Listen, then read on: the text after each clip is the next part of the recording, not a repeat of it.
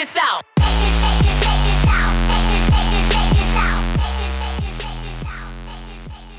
Hey everybody, welcome back to JDM World.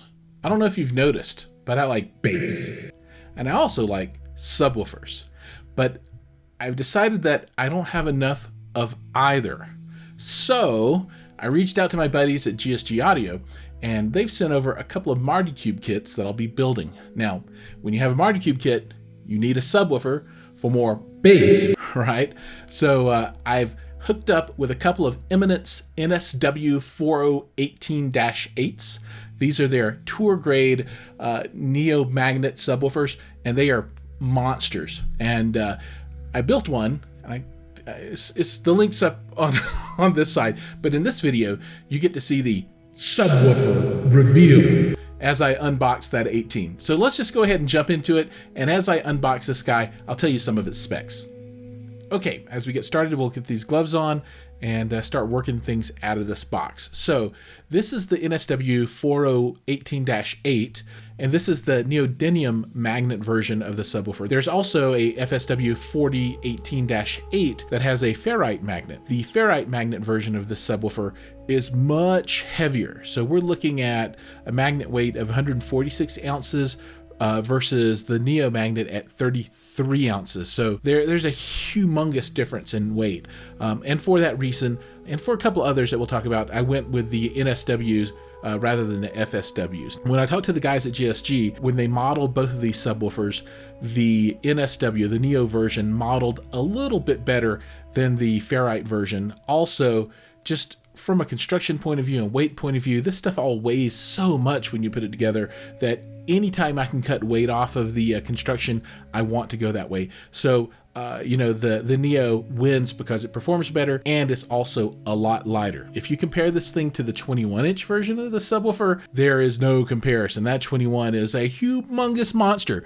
But for this build, the 18 in the Neo, I think is the right way to go. This subwoofer is absolutely not designed to go into a sealed box. So if you ever think that, you want to buy this and try it in a ported and a sealed and, move things around, I would strongly recommend against that. This is ported only, and that's also a recommendation from Eminence themselves. This 18-inch is 8 ohms. This is a bit different than what you've seen in other subs. A lot of people are used to the UM1822s, and those are dual voice coil. This is a single voice coil, and those are dual 2 ohm voice coils, and a lot of people will wire those in parallel to get up to a 4 ohm load.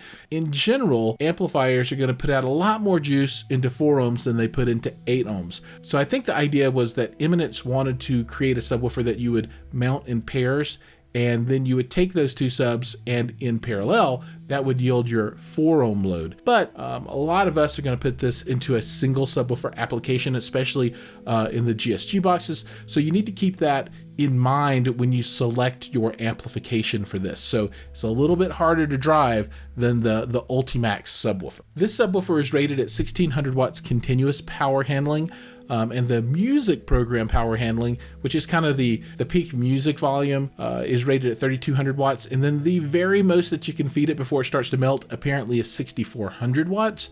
And that is a lot of power. And finding an amplifier that's going to feed this 1600 watts continuously into 8 ohms is quite a feat. That's a lot of juice, and you're going to be looking at a fairly high dollar amplifier. Now, do you need to feed it 1600 watts? No.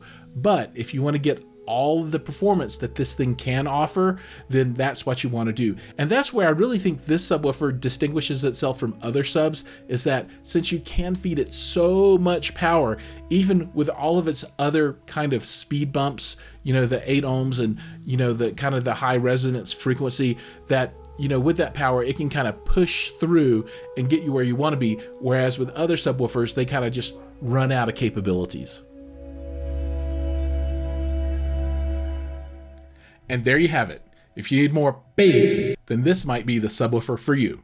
And if you want to see what this looks like when it's built out into a box, check out the link. It'll be up there somewhere where I've actually installed this into a GSG Marty Cube. And remember, if you've enjoyed this content, slap like and subscribe is very much appreciated. See you guys in the next video.